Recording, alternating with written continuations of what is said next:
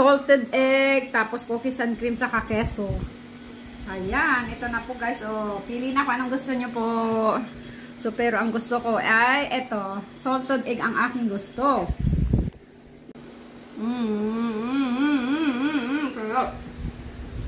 Ito pinaka-paborito ko, salted.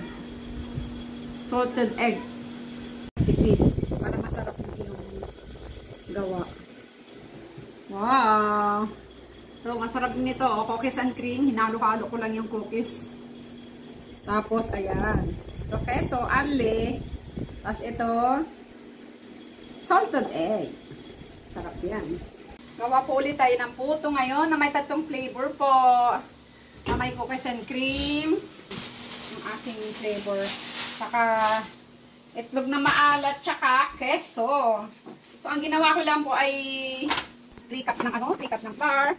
2 cups. 2 cups pala. Sa 2 cups ng flour ay kailangan isang egg, 1 cup of water, saka baking powder, 2 tablespoons, saka oil, mga 5 tablespoons, sugar, 3/4, saka powdered milk. Pagkakaluin lang natin yan. So, ito po. Gusto nyo kung malaman yung mga ingredients. Chat nyo lang. Ang haba po kasi. Ito na po, niready ko na po yung aking ingredients. So, samantalang niready ko po na paano na rin ako ng tubig. Pakulo na ako ng tubig. So, ngayon mainit na mainit na. Kaya, ito na, sinala ko din po ito para maganda yung pagkaluto. Mga lang ito, 2 cups. 2 cups of flour, pero marami na yan. Dahil na, pero ang flavor ko po ay 3 para paiba-iba naman ng flavor. So, maglalagyan na po tayo sa lanera. Ayan guys po. Madali lang po naman ito eh. Hindi ko na po ito lalagyan ng oil kasi isinaka ko na po yung oil dyan nung nagluluto na gumagawa ko. So, ayan. Ito na po. Lalagyan natin ng ganyan. So, masikip yung aking space. Kaya, so, ganyan po. Gawa muna tayo ng lalagyan natin na, yung lanera ko ay medium 8. Medium size lang po ito. Ayan. Ipapalaman natin yung keso, saka cookies, saka itlog na maalat. 3 po yung ating flavor. Ayan. Pili na po kayo kung gusto nyo yung flavor. So, ako, 3 po yung aking ginawang flavor. Tagal na po kasi tayo hindi gumawa ng ganito. Kaya ayan, gagawa ulit ako. Gusto namin kumain ulit ng puto. Kaya, gawa ulit tayo ng puto. So, ngayon po isasalang na po natin ito. Mamaya na po natin lalagyan ng ating, pag medyo mga 2 minutes after, kakakunin po natin ito. Tapos, ipa-ibaba po natin ang ating toppings. Yung po sa cookies and cream, pwede kong lagyan yan ng konting sa loob. Yung bang parang ipalaman siya.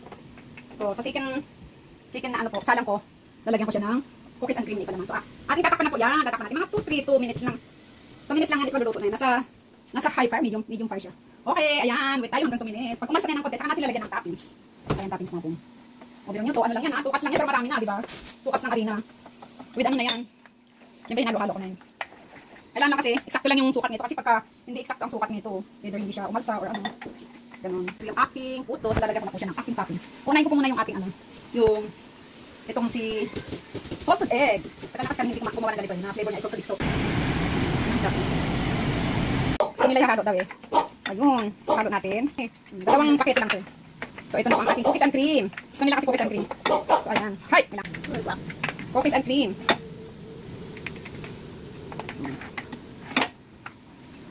Black siya. Sinama na kasi natin. Lalagyan na natin yung ating topping sa cookies and cream. Ayan. Maitim na cookies and cream. Kakaano ko lang kasi. Okay. Pagpag natin para. Nagaduan ulit na. Nadagdagan ko yung amount kaya umumbok ng malaking umbok.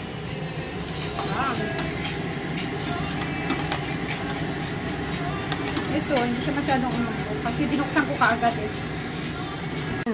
Pili na kayo guys kung anong gusto nyo. Ayan po. Hagad ako ate. Hagad naman ako. Ayan guys, oh yan. Pwede nang magpa-order for our special occasion. Ang aming special. Ayan, pwede na akong magpa-order niyan. Ganito lang kaliliit eh. No? Tupi-tupi na. Ang toppings na po ito guys. Ang ganda oh. Nangis ko lang kasi gawa. Kaya go tayo sa gawa. Total, ano lang naman ito. Madali lang naman itong gawin. So, medyo palis lang. Yung mga ano pa, siguro mga 1 minute pa. Okay na.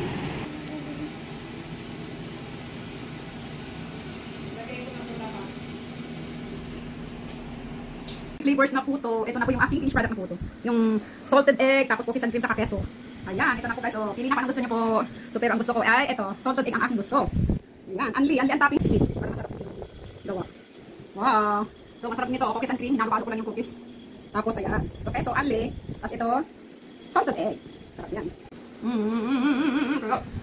Ito pinaka-paborito ko, salted egg.